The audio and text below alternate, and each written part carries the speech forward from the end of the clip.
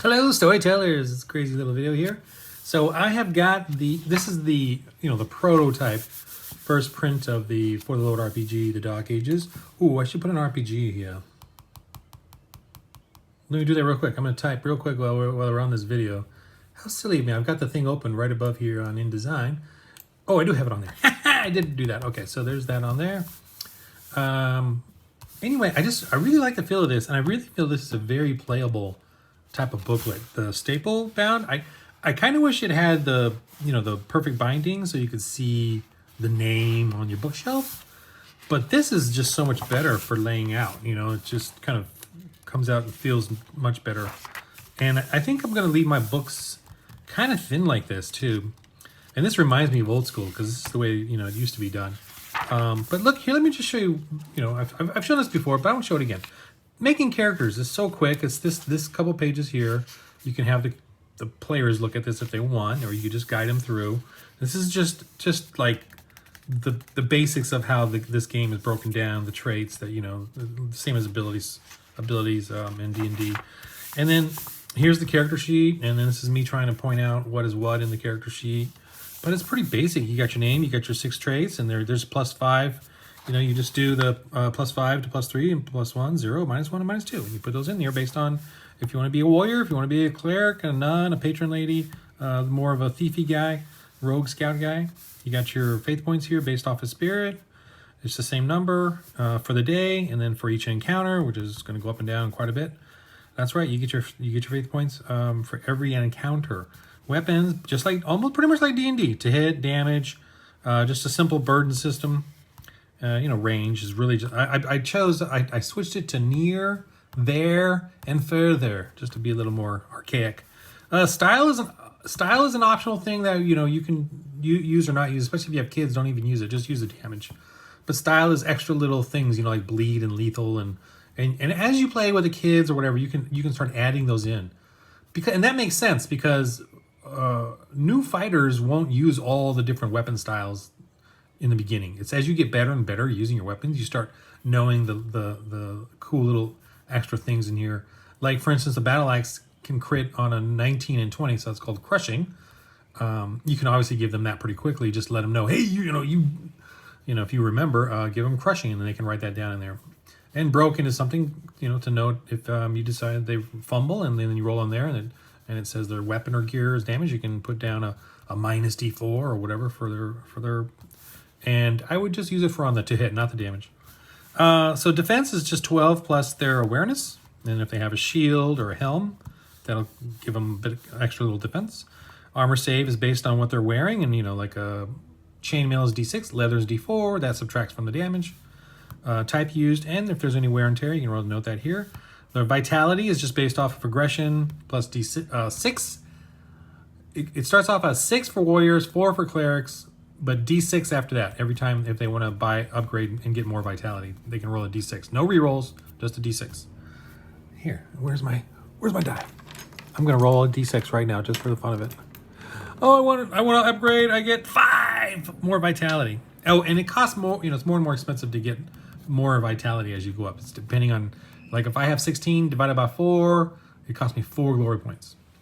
If I have 17, 18, still costs me 4. I think. Whatever's the next iteration. I might even do 5, factor of 5. What do I have in here? Let me just go to it real quick. Because it's just a couple of pages, man. There it is. This is the rules of this game. Okay? Let's see. For upgrading vitality. Oh, this is the older version. All right, let me go on my InDesign here and look at it real quick. I know, I kind of go off on tangents. That's just how overly excited I am about this. I have divided by 4. I should maybe divide it by 5, might be easier, but 4 makes it sound more, archaic or whatever, or medieval. So then, and wounds, wounds. You get a grievous wound, man, you're hurting. Gear, you just write down heavy, medium, light. And trade skill starts off with your society, and then every time you get treasure plus D4, plus D6, plus D8, plus D10. And then, of course, if you successfully trade something, that goes down each time, and then it's GM discretion on how much it goes down. And also, when you're trading with somebody, you can use your treasure, or you can even add more to it, and that might increase the versus your trade skill versus their trade skill. I'm still kind of experimenting with that too, play testing it out. We'll see. You can obviously just use coins if you want. Go that route. Faith and abilities and skills. So this is just where you list off things, and then I got a little, you can see down there. I got a little, just the notation of if you spend 1 faith point, it's D4. If you spend 2, it's D6. 3 is D8. 4 is D10. 5 is D12. Whether it's on how many you want to affect, how long duration, or how many you want to affect deluge, how long you want to affect the last duration, and then what's the deliverance, how strong. So if you want to heal somebody, just one person right now, D4, 1 faith point. If you want to heal them for D6, 2 faith points. Okay, and this is the gear table. The gear, and that's it. That's all you got. The weapons, the armor, the little weapon styles are in here, armor rules here, and this is when if they want to buy gear, not buy gear. In my game, you just based on the character, and what do you think your character would have? The patron lady can have everything. She gets these for starts. So she can, and I put 6 heavy and 14 heavy. I'm pretty lenient there myself. Like she just has whatever she wants, as long as it makes sense. Like I don't know if she'd have butcher and leather, right? I don't know. She'd have a quiver for her crossbow, but she wouldn't have smithing tools, and she doesn't even have to write them all down. She can just decide at some point that she has whatever she has, as long as it makes sense, right? As long as she's playing in the spirit of the character. I just added this in as the Bible, yeah, because remember back then. Very few actually were carrying around the Bible, so it was a tough thing. They would have to be in the church, in the abbey, and have a different chapters or books of the Bible, not the whole thing in some cases. Okay, so these are just some rules and options for that. And again, you can even skip all this if you're playing with kids, keep it simple. And you can even give them a couple little bits of gear, and that's it. And it kind of tells you what they're used for, or what how you want to play them out. Combat. This is it. These two, and then this is not even combat. This is the denouement, which is testing the morality of the enemy as you're beating them, hopefully. But this just talks about the maneuvers and actions, and it's pretty simple. It's loosey goosey. Order of a combat is generally the narrative discretion of the GM. That's right. You don't have to roll off, and I've done a couple of roll offs just because I feel like there could be a roll off there. Initiative roll off with awareness. But I really do it based on what their gear is, who's got the attitude. Is the cultist, got their little dagger and they just want to go and attack? Then they get to go first. I'm sorry, but that's the way they're. Wait a minute, no, in real life, really? Wait a minute, I want to roll initiative. Really? You think that's how it works? So in free actions, I'm very loosey goosey with that. I don't mind if a bad guy attacks with a dagger and they don't have anything to do, and then just a nun does one of her little plea. No, that's fine. I'll totally, and that's a free action. I'll totally let her do it before he finally stabs, and that'll affect his attack roll. So if a nun's savvy enough, she can persuade me. And if anyone is savvy enough to persuade me that they do something, I'll let them. I'll just you go, you roll. Game mechanics. This is really just the glue. Oh wait, let me go back to denouement just real quick. This is really nice because it leads for an opportunity for you to start converting, evangelizing even the bandits. So it's not always the kill murder hobo type D&D pagan-y thing. So here's the dice game mechanics. And I've in the newer version that I've done, and I'm going to send off to the printer today, or email them and get that going. I've got it even. There's one in the back, or a couple pages later, that I moved up. Where is it? It's right this. I moved that up so that it's just the glue of the game. Narrative. That brings it all together. And then this is, of course, life saves and grievous wounds, and explains that, and conditions. And then I try to keep it really simple. I think this is moved up too, but anyway. And you're pretty much done. That's the game. Okay, that's the game, people. And you can. This is almost like a GM screen on the table. Don't even need to. I don't even. What else do I need? Okay, and this is obviously the power of faith, the blessings and how they work, and then of course the list of options for the. And the cleric is more encouragement, and she's more quick, defensive, and healing and aid. And he's more like let the suffer on, and carry on, we can do it, kinds of blessings and stuff. Okay. And then, of course, the paladin has his "For the Lord I shall fight," and does cool things, a couple little things. And then a woman's touch. That's right. I'm a sexist, Christian sexist or whatever. Bigot? I don't know what it is. Okay. I'm also a racist white supremacist, I believe. I think that's what they're telling me I am. Okay, so here, cleaning, women get these things. And then, I'm just basing this off of 30 years of marriage and a wife and all that, and 2 daughters. Well, the 2 daughters, I don't know. Hopefully they'll get a woman's touch at some point. Actually, they kind of are. Well, whatever. Anyway, so they definitely got feigning, I think, and distraction. Definitely. They definitely work on that. That's amazing. When I saw them go from girl to young lady, I was like, what the heck is that? And they like researched their own makeup, I'm like, what the heck? Oh, man. Anyways, this one. Whew. I do medieval armored combat, and for some reason I love gout and arthritis. Although I'm pretty good with it now, but I used to get a lot of gout. Someone had to take care of me. Not even the gout. The gout is goofy, but the injuries I did on myself. Woo! Anyway, so this is, and they can upgrade these. They can get these and then upgrade them with their glory points. Here we are. Glory points. This is going up just, basically 1 per hour. As long as in that hour of gameplay they've done, accomplished something. They're not just sitting there arguing the whole time or whatever. But if in that 1 hour you feel like they've accomplished something, defeat a foe or convert somebody, help the weakless, uncover dark plots, so they get a glory point. And then this one is they actually win, defeat the leader, expose the plot, find the dark locations, convert. And then this is sort of at the end where you plant the church. You do something, you supply the church, you get treasures. That trade skill goes up to D10. You give all that away to the church, and I'm going to be developing. Surprise! I'm going to be developing. I already developed it, but it was for the apocalyptic one and the Christians in Space one. But I'm going to put it in this one too, where when you plant churches and move along, it's like a hex crawl. Those churches, you'll have a simple little system where the GM can at any time roll a die, not any time, but maybe at the beginning of a session when he remembers, rolls a die to see if there's any threats to the previous churches that you planted, and then they have little points where they go up and down their strength, but you as a players can resupply them. If you get treasures, and you plant this church, you get a glory point. But if you resupply the previous churches with extra stuff that you get, or people you convert and tell them to go to these churches and help them, anything in role playing that makes you feel like you can get supplies or support to the churches and monasteries and convents and whatever else that you've set up, that'll keep them strong as I roll my dice to have the bandits attack them, a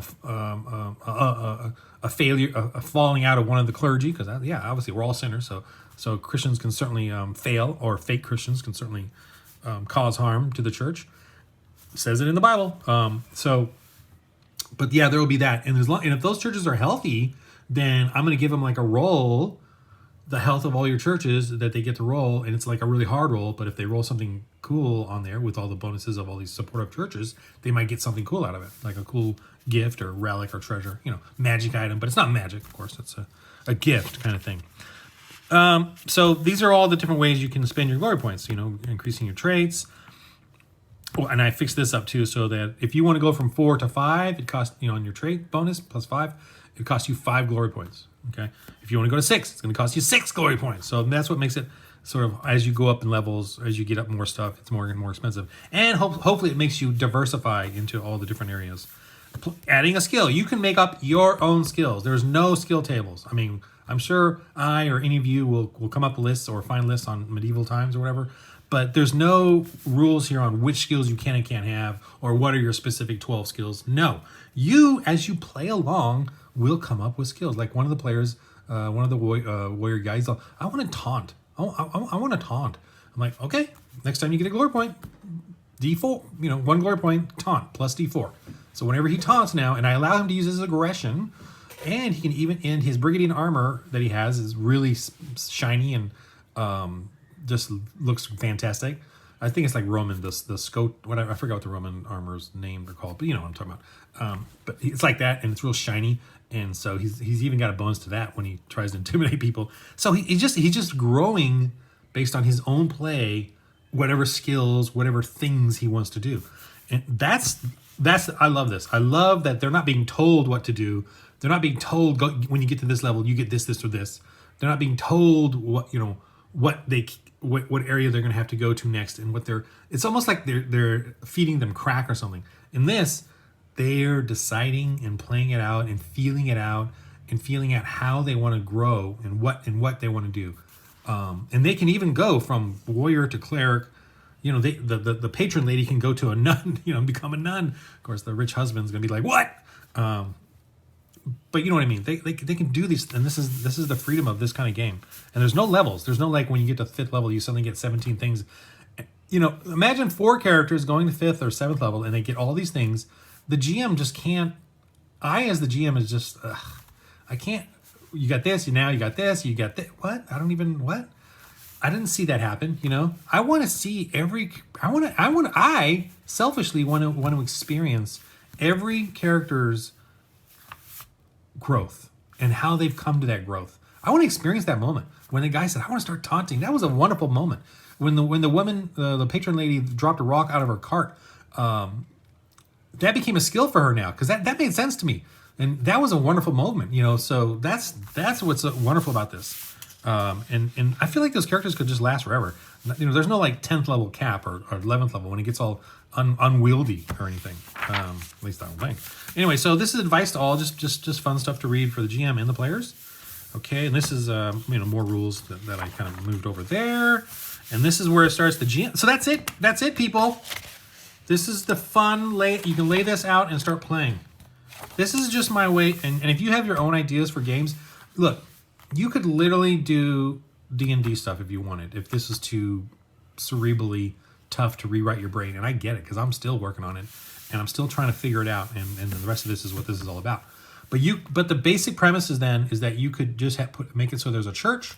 And that Christian church, that you are the church, you're the Christian church, and you're going into this fantasy village, and you're teaching about God, and to get rid of all these stupid gods, these D&D gods or whatever, these Faerun gods, or Toll, or what's the planet Earth called? Toll, whatever it is. Get rid of these gods, and they're all fake and demons or whatever, and then there's only one true God, and you can do it that way if you want, But anyway, I'm going to focus on keeping it somewhat historically grounded, but also, going a little crazy. So this is just, I'm reading a bunch of Dark Ages stuff, and I just pulled out those names and then split them up so that you could roll and make your own, because it just sounded like those names were all over the place. Obviously, you all can see Chrysostom. That's a very famous Christian guy. I don't even know that much about him. I know a little bit about him. They do little bits and remarks, things in what I'm reading. Okay. Because he's before my time, before the 6th century, I think. Okay, anyway, this is just, me trying to figure out, this is just some ideas for some crazy stuff. I did move this stuff around too a little bit also. There's church, just an overview of the early church, maybe a basic view of the village, like when they came in, when you set up a village, these are the kind of the ideas that you should have, maybe what the kind of activity is going on around there. This is my mean, insufferable, intolerant views of paganism as a Christian. And this, by the way, correlates to the 10 Commandments. This is not the hex crawl I'm referring to. I'm playing off of the hex crawl. It's a witch, so it's pagan witch crawl. But so it's not. I haven't done the hex crawl technically, that type of game style. But I'm going to. It's going to be in my members only area because I don't have it in this book. I'm going to add it as a supplemental PDF, but it's only like a page or two long, and that'll go up soon. It's really on my mind. Okay, so this is setting up, kind of rolling out. Oh, and I think I moved things around a little more better for the final. I think one of these pages I moved, whatever. Yeah, I think this page is maybe closer, but anyway. Local pagan activity, and so for your kids or starting out, you should only do. And if this is where you're not gonna do this in front of them. This is the prep work, right, before the game, days and days before, when you're conniving. So you roll a d4 for like maybe beginning players, and then as you progress, you can build it up. And I've done a couple of videos just doing this and having fun creating something right on the spot. It's kind of fun to do that, at least for me. And this one here, I changed it in the final, but But this is meant for the villagers and the sort of the how, are they supportive of this pagan plot of the sorcerers or witches or whatever. This is kind of their disposition and how you want to play them. And obviously if they're Christians, they're probably going to be oppressed and very secretive and suspicious, but still wanting to help if they can be assured that you're really Christian. These are just examples. And then this here, I moved over there, but this is more tied in. And this is treasure parts. And the D, you get the D12 tray. If you get this is what you get. But obviously the goal is to give this to the church so that they will have, the resources to build the church. Here's the map of the area. Like I put it right on the center spread. Get that staple. I just love this simple. I know it's. I did a test of the binding one. But again, it's not as good to lay down, and the pages are going to start coming out soon. See, there it is. So I think I will stick with this kind of style because I want it to be small for this. Yeah, I like this. Then there's the I have more images, more stuff in here and I replaced these I think with more the creatures that I would like to have because yes, we have monsters. Okay, people, we Christians can do monsters. So, and this is more names, but meant really for sorcerers and witches. Just I kind of found names that fit more with what they sounded like. So the evil, here's the page on the power of evil and the different types of magic, whatever, magicians and witches, and how they use magic points. What they've discovered is based on what I've been reading, they require their spirit and their intelligence. Why? Because they use a lot of pageantry and theatrics, so they're not as spiritual. The Christians used all faith, period, just all faith. And you kind of notice that about pagans even today. They're very craftsmanship. They're really into their craftsmanship. To me, a lot of pagans are into entertainment, film, theater, Renaissance fairs. They're all into that looking cool, looking good, and so they have to split their trade of spirit and intelligence equally as much as possible, and then that's how you get their magic points that they spend on this stuff, because half of what they do is preparing things, drugs, potions, theatrics. So you need to play that very strongly. Thusly, their weakness is their spirit. They can be throttled by the faith of a cleric whose spirit is stronger. Got it? And then rituals. This is more like you sort of setting up the basic foundational premise of what the sorcerer does as a ritual, and maybe this could be what their layer looks like, what their fortress or canon is based off of whatever ritual that gives them the strength to give their minions to go out and do their bidding or whatever. Whether they have beasts or minions or both. And this is kind of what they can do quickly on the spot to villagers or against the Christians or to their own minions to make them a little stronger, similar to what the Christians can do with their blessings and faith. But this is, of course, more controlling and and bad. Evil, I tell you. Okay, so this is like me trying to create just a little simple chart there. You can just throw out or get an understanding of what kind of creatures and beasts you might have, their strengths and weaknesses, or their strengths or their going up strengths or whatever. It's just kind of a chart I just wanted to make, and so you can have kind of a basic feel for that. But I give you plenty of examples in here. This is like examples of creature abilities, and I'm going to fess up here, or this is the way I think you should do it too. I rarely go back to here to. When I do charge, I will, or bark or roar when I make a creature up. I don't come here to look for this. You can make, bark, short, near range, plus TR 14, say resist, trial rating 14 resist, or they're at minus D4. I just do that. I don't even kind of look here to see exactly what. Oh, and I took out durations, by the way. I've taken out durations as much as possible. Not for, say, you have to spend on your faith to do things, but on any kind of abilities or attacks or fear, no duration. It's just you can continually resist, or if the situation changes, then you can take the fear away automatically. Or if they get so they really don't remove. Like if you're fighting a big bear and you overcome by fear, you're at minus D4. That's not going to change until you either defeat the bear or you get a moment where you can pray, which is probably not going to happen until you defeat the bear, or the bear runs off. Then the fear goes away. So that to me makes more sense, and you get to resist every turn. So I'll allow that. But it makes more sense, and I'll let them do it at the beginning. I don't care. I don't have to do it at the end of the turn. Just whenever, just free that stupid idiot up. That attention to detail. That is so annoying. Just whenever they want on their turn.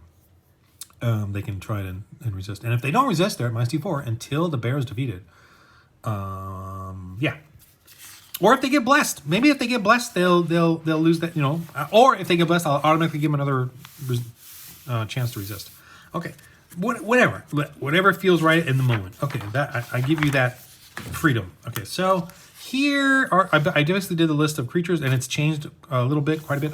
I took out this snake. I did not like that snake. I got a better snake in there. I'm telling you, it's way cooler. A bunch of new ones. I got some new stuff in here. A couple links. And I've condensed these down even more. And I took out, just so you know, this rule.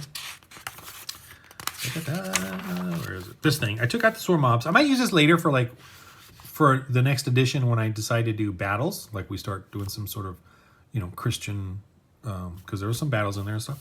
It was small, like skirmish type battles. But I took this out for now because I found that in this game, all of the combat I've had, I've never had to do, I never had to like group up 3 guys to fight them. Every guy individually was a threat, even when the players got better stats and stuff. They were still dangerous as single guys coming after them. So I didn't need to do that. So I took it out for now. I do want to have a rules for doing skirmish battles. Okay, so here's all the creatures. I'm just going through it for the fun of it. Again, this is the prototype. There's minor adjustments in here, cleaning up of stuff. I put a couple Bible verses in there. Let's see. And yes, these are what the unicorns look like in the Bible. They're called the ram, wild oxen, probably single-horned. Rhino types, And this is meant not to be necessarily a real creature. It's meant to be like they have the whole myth about the seaweed or creatures pulling you under the water, just from drowning. And that's kind of what that is. Is it real? Is it not? It's supposed to scare them. It could be just psychological. It could be, It could be evil or whatever. Okay. So, and then this at the end here is just like the example of a mini adventure. And it's all kind of mixed up a little bit. I got a little more info in there than that. And it's on the video as well. And this is just examples of how you can set up the maps, the modular pieces that I have you can download. Okay, there's the little booklet. It's coming. I'm done with the final. Woo! It's a fun little book design. I'm going to order extras online if anyone's interested. I don't know if I'm coming. I've got some convention stuff coming up, see, because I'm really trying to get the word out. I'm trying to get for the Lord, the gospel out, that we need to get back into the role-playing games as Christians, being Christians, doing Christian things, okay? And that's my ministry right now. I think really right now as in forever, because I really enjoy role-playing games, obviously, and then for the Lord. I enjoy for the Lord. It's a wonderful thing. And if this all fails and never goes anywhere, I'm okay with that. I'm still going to keep living this life and playing this game and doing the YouTube, for the Lord, for the fun of it, and for the Lord. All right. Thanks for listening and watching. For all you Kickstarters backers, thank you so much. This is coming soon. I just got to go order it now. And I'm just moving forward. I'm moving forward with the shows, with the actors. I've got that money. Well, I haven't sent it out, but I got that money already promised and I'm going to do 2 shows, not just 1, 2. Then I'm going to take those to the NRB and see if I can get these Christian entertainment places to realize what we got to be getting our hands in or return to, take back in a free, open market of ideas way. Okay. Not in a, I want to take the government and control you and tell you what to do way, like pagans do, but in a Christian way where, we have to get separate the powers and let's all be nice to each other. Oh, okay, you want to persecute us. Okay, oh, okay, well, there we go. All right. Oh, I'm not, I'm on the phone here.